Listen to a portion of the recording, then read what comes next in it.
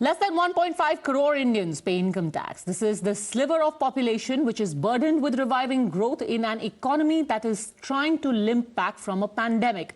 While the NDA budget for growth has focused on the Garib and Kisan, it is the middle class which once again is lamenting how it's been forgotten.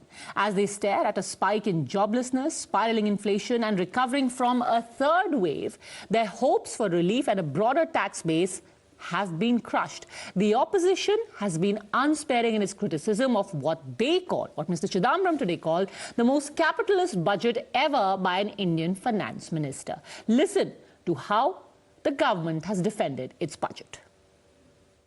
बहुत सारे जो middle class का हुआ वो भी middle class के खाते पे डालिए ना.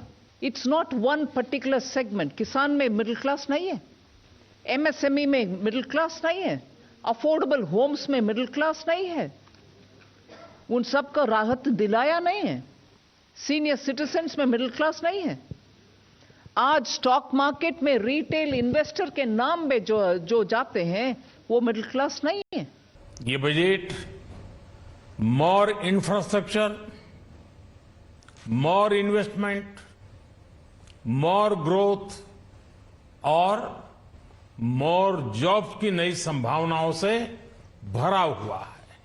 मैं वित्त मंत्री निर्मला जी और उनकी पूरी टीम को इस पीपल फ्रेंडली और प्रोग्रेसिव बजट के लिए बहुत बहुत बधाई देता हूं.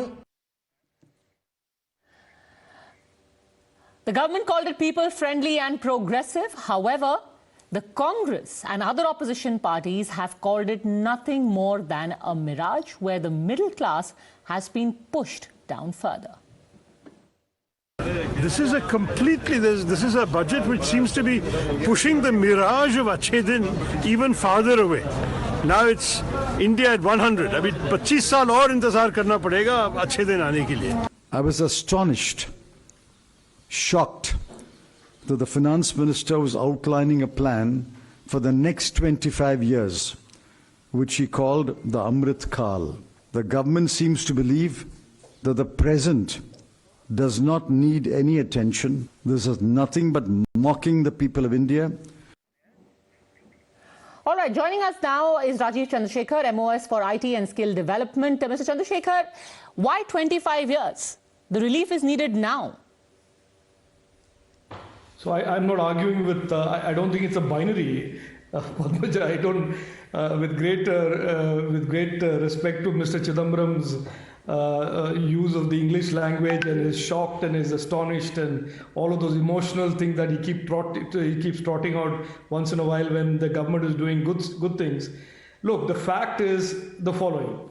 We have just emerged from one of the biggest economic and pandemic disruptions that have been caused and that have been imposed on the world over the last 2 years. We have an absolute solemn responsibility to take that economy which was disrupted, to make it land softly and to rebound it by keeping as many of the moving parts of that economy intact and growing it and expanding it. And that is precisely what the government has done over the last 2 years. It has, and these are, by the way, I just want to point out, Padmaja, that these are the same gentlemen from June 2020. If you go back and look at the history of their tweets, they are so heavily invested in the meltdown of the Indian economy, this narrative, that they have trotted out regular intervals from June 2020, that the facts and the data and the reality today that the economy, with this new focus on Atmanirbharta, has rebounded strongly, is currently at 9.2% growth rate. It is the fastest growing economy in the world. It is receiving the highest amount of FDI of any country in the world. It is obviously making the people who have heavily invested in this narrative of imploding economy embarrassed, and they have nothing to say but move the goalpost on issues that are completely irrelevant. The most important issue for every citizen in India today, whether they are the middle class or the poor or the rich or the investor, is that the economy remains intact and grows in a robust, sustainably strong manner for the coming years. That is the single most important objective if you are a poor Indian, because the welfare measures and the safety net requires that fiscal headroom that is derived from growth of an economy. And please understand, over the last 2 years, this government, despite having such a big setback economically, has not cut back on any social scheme, has actually upped the investment in the social sector with the Garib Kalyan Yojana of 2.8 lakh crores in terms of the healthcare spend. And none of this is relevant to Mr. Chidambaram. And he speaks today about the 2% rich or the capitalists, where as a finance minister in 2008, he presided over the biggest meltdown for the 6 years and the biggest historical crony capitalism that the country has ever seen. So I think it's a bit rich on Mr. Chidambaram's part to sit down and claim to be shocked. Since you talk about the popular schemes, the NER, the National Rural Employment Guarantee Scheme outlay was reduced last year. This year it was expected, considering that we have now data to show that during the second wave of pandemic, more people turned to the NEREGS for employment and subsistence. And yet you did not revert to 2020 levels. Why? Look, again, this is again being half complete with the facts. The Manrega program is a demand-based program. And the government, if you look at all of the budget estimates and the revised estimates, every year the number that is in the budget is exceeded in the revised estimates. It was 67 crores, it ended up with 74 crores. There is no cutback on any subsidy. There is absolutely, this government has actually spent more than its budgeted expenditure last year. And that spending has been on infrastructure, on programs for the poor, the extension of the Garib Kalyan Yojana for more months than it was originally planned. All of this is out there for people to see. Now, if you take one particular element, one number, and you want to amplify that number without explaining the context, which is what the Congress is very great at doing. Now, for example, they've said the farmers, the fertilizer subsidy is being cut, but they fail to tell you that the nutrient subsidy has been almost doubled, more than doubled. They fail to tell you that the urea farm subsidy has been taken from 58 crores to 76,000 crores.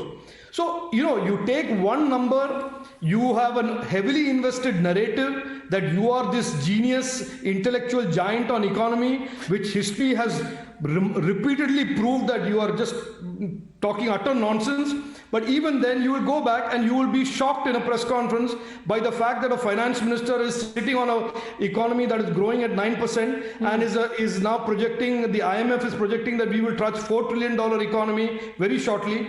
I think Mr. Chidambaram has many reasons to be shocked, and the reason he should be shocked is that our government is doing a significantly superior job of delivering on what we promised rather than what we saw under his watch, which is just complete talking and doing exactly the opposite. Now, more specifically, when we're talking about jobs, because everyone focusing on jobs right now, 16 lakh under Atmanirbhar Bharat and 60 lakhs under Make in India. Can you give us more specifics?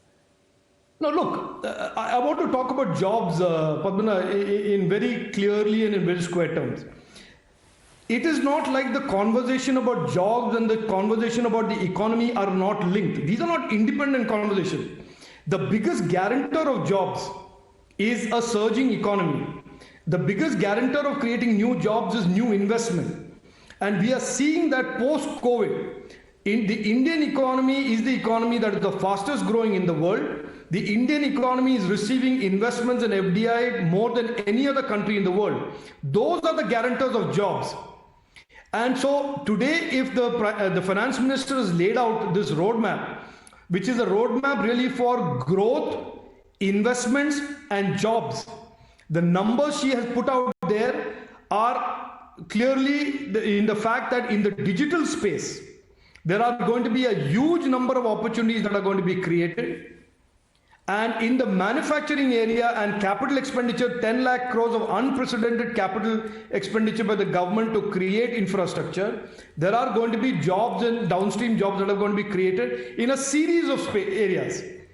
So if we agree on the fundamental premise that a strong growing economy with strong public and private and FDI investments coming into the economy, is the formula for growth, is the formula for job creation, then we are doing exactly what job creation requires us to do, which is policies that grow the economy, policies that boost investment, both public and private, and job creation will happen. Now, from the challenge of jobs to the challenge of education, which has been most affected during the COVID pandemic. We spoke today, or rather the finance minister spoke today, of the Digital University 1, and the second issue was one class, one TV channel. How feasible do you think this is, and how immediately can this be done when connectivity still remains a challenge? Padmaja, I think this is a very powerful idea, and the COVID experience has taught us two things. That digital technologies and remote education is here to stay, that a blended model of creating the ability for children to learn from other than just their school environment is the model of the future. The NEP 2020 that was enacted right in the middle of the COVID talks about the integration, curricular integration of vocational training and education.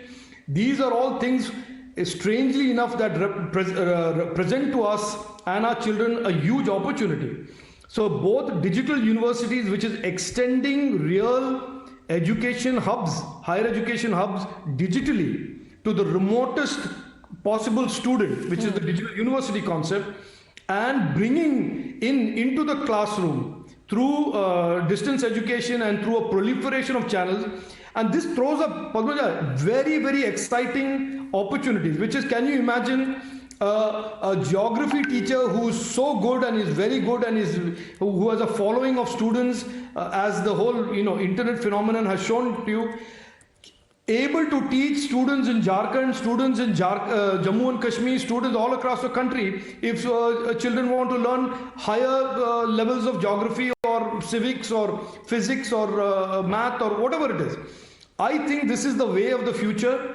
This government is becoming the preeminent government in the world to use technology to transform people's lives. That is the Prime Minister's vision for Digital India, and I am personally very excited by this model of blended education for the students and for their future education roadmap. But if I just may, as a final question, a Ministry of Rural Development survey had found that only 47% of Indian households receive more than 12 hours of electricity. More than 36% of schools of India operate without electricity. And this, we're not even talking about the digital connectivity. It sounds great on paper. How soon do you think this can be done? No, I would request you not to dismiss this as something that sounds great on paper. This government doesn't do things that sound great on paper and then ignore it. That is the signature theme of another government. What we are talking about today, Padmaja, and with great respect to your skepticism or your cynicism, as the case may be, is that blended learning is the model of the future. I think what you are talking about is during COVID, when people were forced into this virtual model of education, they were ill-equipped either in terms of electricity or device or internet connectivity. They struggled. I agree with you. It is clear that all children did not enjoy this experience, their first experience with virtual learning. But the fact is that blended learning with a combination of classroom learning and digital is the model that allows children to access the best possible coursework and teachers and knowledge, and vice versa, and create inclusion where school capacity and school access has always been a challenge, especially in the hinterlands of India. And I think it is a model that we should be very, very optimistic about and fully back, because that brings into our education system the excellence and the access issues that have plagued India for 75 years. All right, Rajeev Chandrasekhar, I wouldn't say cynicism, skepticism, maybe, given the data that we have at hand. But of course, have faith. Having faith. Thanks very much for having joined us. Let me also go across now to our guests, Shazia Almi, National Spokesperson of the BJP, Dr. Shamika Ravi, Vice President of the ORF, Mohammad Salim, former MP of the CPIM. Mohammad Salim, I want to start with you first. You must have just heard the minister. He says, have faith. Do you? Now, past performance, if you listen to the speeches of last 7 years and the announcements and the PM's reactions and the minister's statements, so there's something seriously wrong. You have so many problems at present. The government, instead of looking straight to the problems and trying to resolve those, they're talking about now Achhe Din for 25 years, Amrit Kal. Budget is annual budget. So what you expected last year, what was the estimate, what you did, what's your performance, and what you intend to do for this year. For other purpose, you have National Development Council, you have closed down. You can have Chief Minister's Conference, where you plan for 100 years, no problem, we must look forward. But annual budget, the problem is welfare of children. Minister says so many things about this. Seriously hampered, in your household also. Forget about the poorest of the poor. Now, the budget for the welfare of children came down. I'll tell you, forget about Anganwadi, they said digitalization and so many things. But allocation is frozen. Okay, just a second. Let me just take a counter view from Shazia Almi just to kick this off. Amrit Kal is the new Achhe Din. No, I wish, sir. So I want to. No, I don't think the preceding speaker has really heard the budget, because if he listened in, he would know what the 25 years meant. It meant to be a blueprint for the next 25 years. And this is the years. These are 1 year's projections, the specifics, and this was an estimate of the same. And when he talks about the marginalized sections or the children, I think this is exactly what Rajeev Chandrasekhar was just telling us about how COVID has impacted the entire world, and why digitization is so important, and why there is a need for a digital university. But I don't even want to come to that, whether it's production-linked schemes, creating job for 60 lakh people, or Awas Yojana, or Nal for Jal, and the huge umbrella of security welfare schemes. But the fact that our government India is doing so well, instead of celebrating that and saying that despite the pandemic, Mohammad Salim's question is, okay, great, you're planning for Amrit Kal. What about the annual budget? What about 1st February 2022 to 1st February 2023? We're not even comparing it to the US, but even like countries of Europe who are far more prudent in their spending. It's amazing. It's just amazing what India has done. I think it's a budget to be truly proud of.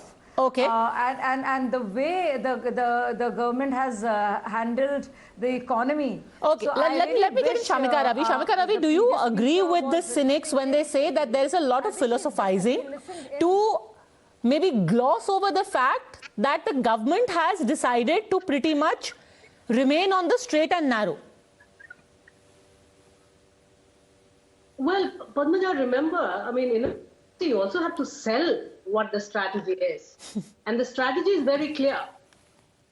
Exactly the strategy that was laid out very clearly in last budget. That look, we are in a slowdown. Of course, the pandemic has dealt a massive blow. And the middle class. Okay, Shamika, I'm sorry. We seem to have lost the link with Shamika over there. Yes, Shazia, finish your point. Point of view.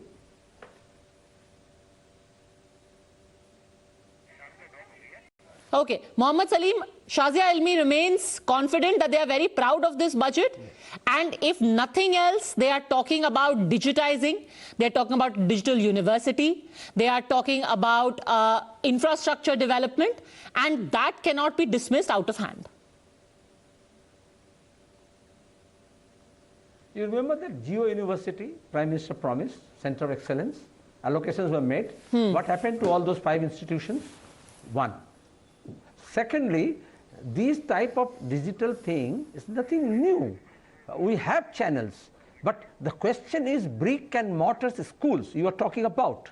What about the facilities, basic facilities in the rural India, in the urban area, in the slums? There are massive problem of dropouts during this pandemic. Government has not evolved any principle, any policy, how to bring back those who were enrolled earlier but forgot the path of schools.